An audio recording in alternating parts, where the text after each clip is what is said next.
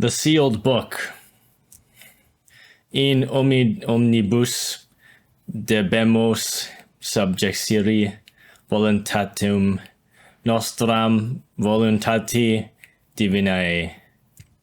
The throne in heaven. Revelation 4, 1-10. After this I looked, and behold, a door was opened in heaven, the door of the pineal gland. And the first voice which I heard was as it were of a trumpet talking to me, which said, Come up hither, and I will show thee things which must be hereafter. And immediately I was in the Spirit, and behold, a throne was set in heaven, and one sat on the throne, the Lamb. And he that sat was to look upon like a jasper and a sardine stone.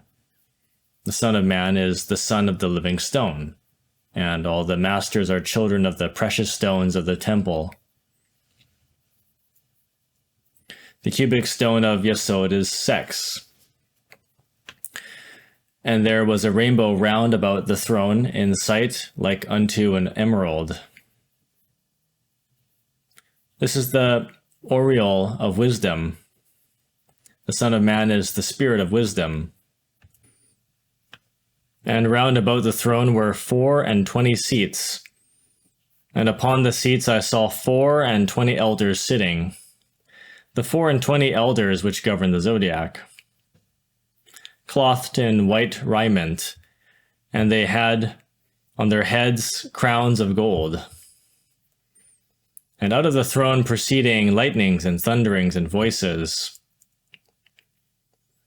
And there were 7 lamps of fire burning before the throne, which are the 7 spirits of God.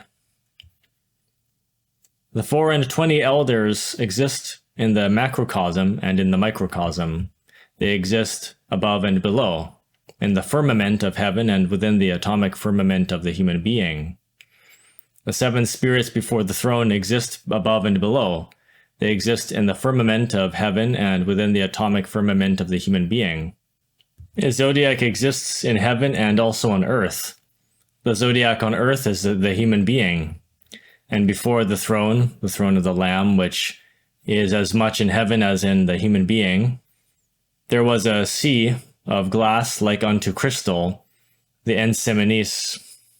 And in the midst of the throne and round about the throne, which is above and below in the universe and within the human being, were 4 beasts full of eyes before and behind.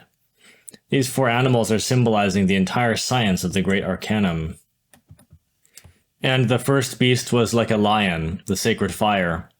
And the second beast was a calf, the salt, or in other words, the matter.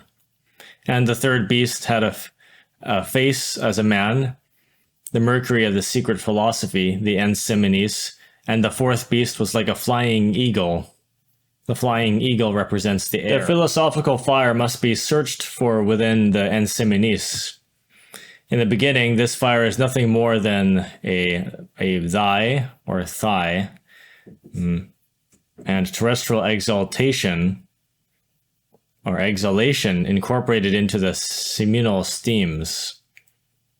This dry and terrestrial exhalation is transmuted into the marvelous lightning of Kundalini, when the priest learns how to withdraw from the altar without wasting even a single drop of the sacred wine. We receive the flaming sword when reaching these heights. When the enseminis is fecundated by the fire, it becomes the master and the regenerator of the human being. The fire nourishes itself with the vital air, with the prana or universal life. Really, the sexual fire that is constantly inhaled and exhaled during the supreme ecstasy of love becomes transformed into that terrific lightning which opens the 7 churches upon rising through the medullary canal. We must decapitate the eye with the flaming sword of the cosmic justice. And the 4 beasts of sexual alchemy had each of them 6 wings about him, and they were full of eyes within, and they rest not day and night, saying, Holy, holy, holy, Lord God Almighty, which was and is to come. This is the tremendous sixth arcanum of the Torah. Remember the spring of the pure waters of life poured forth when Moses smote the philosophical stone. The man is the priest and the woman is the altar. The ens seminis is the sacred wine, the pure waters of life. Remember the brazen serpent of Moses that was entwined around the tau, or in other words, around the generating lingam. Remember, beloved, devote, the double tall of the serpent which forms the legs and the solar rooster of Abraxas. The entire process of the great work consists of releasing oneself from the enchanted rings of the tempting serpent, by taming it, defeating it, and by putting one's foot upon its head.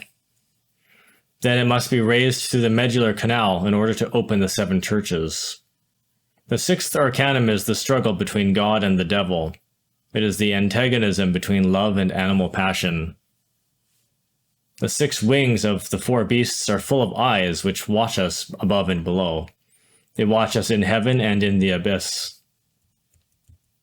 Woe of thee, O warrior, O fighter, if your servant collapses. Do not spill the sacred wine of your temple.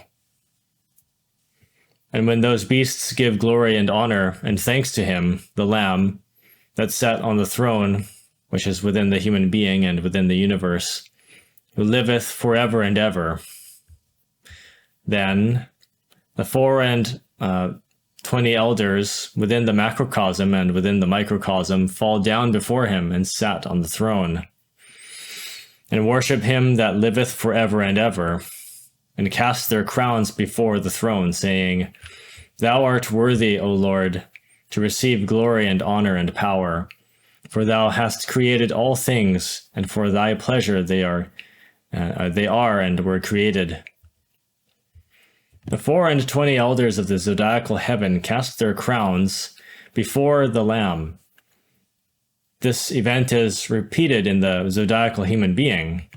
The 24 atomic elders of the brain cast their crowns before the Lamb, as above, so below. Everything which takes place within the infinitely large, is repeated within the infinitely small. The Lamb is the multiple perfect unity. There are as many lambs in heaven as there are human beings on the earth. Really, all human beings have their own lamb. The Lamb is not the theosophical septenary. The Lamb is the logoic ray from which the entire theosophical septenary emanates. The intimate must cast his crown before the base of the Lamb upon opening the 7 churches. The intimate is the spirit, the monad, the being. The intimate is not the Lamb. The intimate emanated from the Lamb. The initiate delivers his spirit unto the Lamb when he pronounces the 7 tenebrous words, tremendous words of Golgotha. He explains, Father, into thy hands I commend my spirit. Luke 23:46.